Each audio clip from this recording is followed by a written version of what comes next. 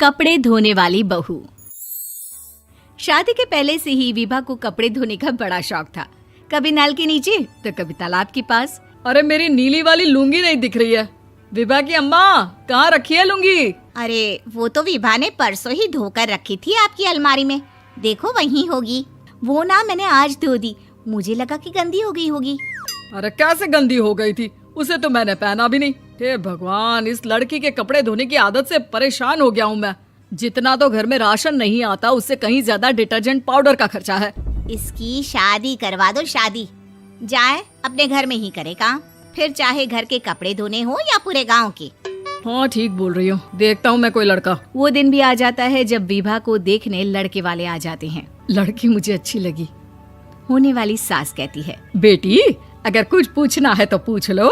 वैसे तो हमारी लड़की बहुत ही शर्मीली है, जो बोल दो वो मान लेती है, इसे क्या पूछना होगा।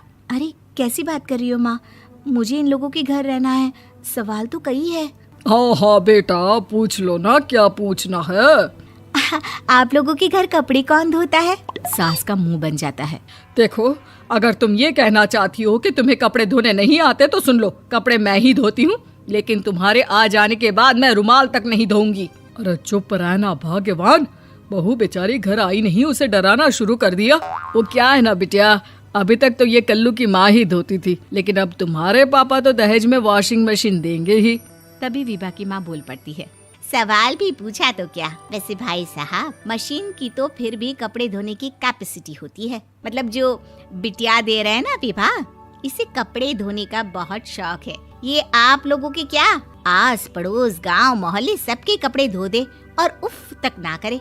बाहर देखा नहीं आपने कितने कपड़े सूख रहे हैं? सब हमारी बिटिया ने ही तो धोए हैं। बस भी करो ना माँ, शर्म आ रही इतनी तारीफ सुनकर। और तो और एक दाग निकाल कर दिखाओ तो मान जाओ। हाँ अच्छा, माफ करना बेटा, मैंने गलत समझा। हमें तो रिश्ता बहुत पसंद है। और ऐसे जुड़ जाता है रिश्ता कपड़े धोने का शौक रखने वाली विभा का। उसकी शादी हो जाती है कोयला फैक्ट्री में काम करने वाले कल्लू के साथ। शादी के बाद अचानक विभा चिल्लाती हुई सास के पास आती है। सासू माँ, अरे सासू माँ कहाँ है आप? ये तो धोखा है, धोखा दिया आप लोगों ने मुझे। इसे ससुर के चक्कर के बारे में पता चल गया। अरे तो उसमें तुझे क्यों धोखा मिला है? अरे नल में पानी नहीं आता, कपड़े कैसे कब धुलेंगे? अच्छा, तू पानी नहीं आ रहा उसकी बात कर रही है। तो आपने क्या सोचा? कुछ नहीं। अच्छा, तेरी माँ ने कहा था कि कपड़े धोने का शौक है तुझे, याद आया मुझे। शौक बोलकर कपड़े धोने वाले मेरे जुनून को कम ना आके सासू माँ, कपड़ा धोना मेरा गुरूर है। तभी पति भी वहाँ आ जाता है। अभी मैंने इसे सनी देओल की फिल्म दिखाई है, उसी के डायलॉग मार रही है माँ। अच्छा सुन, साफ साफ बता रही हूँ, पानी सुबह 4 से 6 और शाम को 10 से 12 आता है, समझी? विभा टाइमिंग सुनकर हैरान हो जाती है। ये क्या भूतों का मोहल्ला है? सुबह 4 बजे उठकर कौन कपड़े धोता है? 4 बजे टंकी में पानी जाता है, फिर सारा दिन धोना ना, किसने मना किया?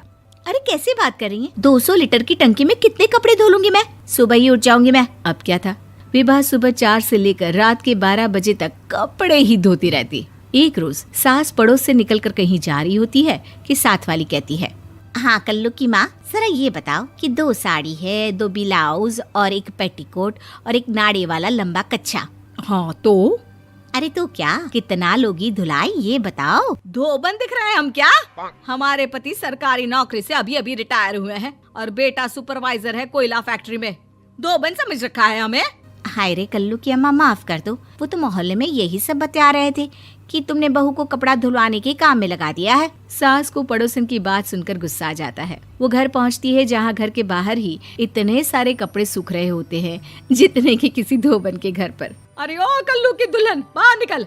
माँ जी यहीं आ जाओ, बाथरूम में चादर धो रहे हैं हम। अरे अभी हम धोते हैं, तुमको बाहर निकलो। ये आस पड़ोस वाले बोल रहे हैं कि हम बहू से कपड़े धुलवा कर उसे कपड़ा धोने वाली बना दिए हैं। अरे छोड़ो ना माँ जी, किन लोगों की बातों में आती हो? आस पास के लोगों का तो काम ही होता है कि वो किसी तरह सास बहू को लड़ा दे। बहू सारे घर के कपड़े धोती है, ये क्या कम है? बोलिए। सास को भी लग जाता है कि वो बहू का ये सनकीपन नहीं छुड़वा सकती, इससे अच्छा है कि खुद ही चुप हो जाए।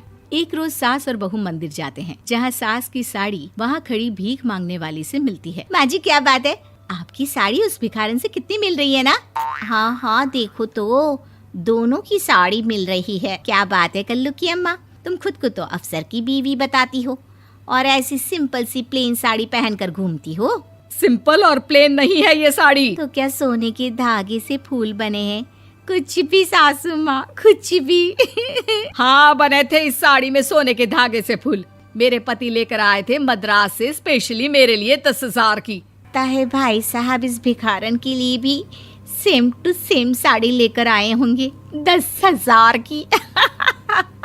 सास उस वक्त तो कुछ नहीं कहती, लेकिन बहू के साथ घर आती है और अलमारी से एल्बम निकाल कर लाती है। ये साड़ी देख रही है, ये वही साड़ी है जिसे मैंने अभी पहना था। इस साड़ी में ये जो चमकदार फूल दिख रहे हैं ना, ये सोने के धागों से काढ़े गए हैं।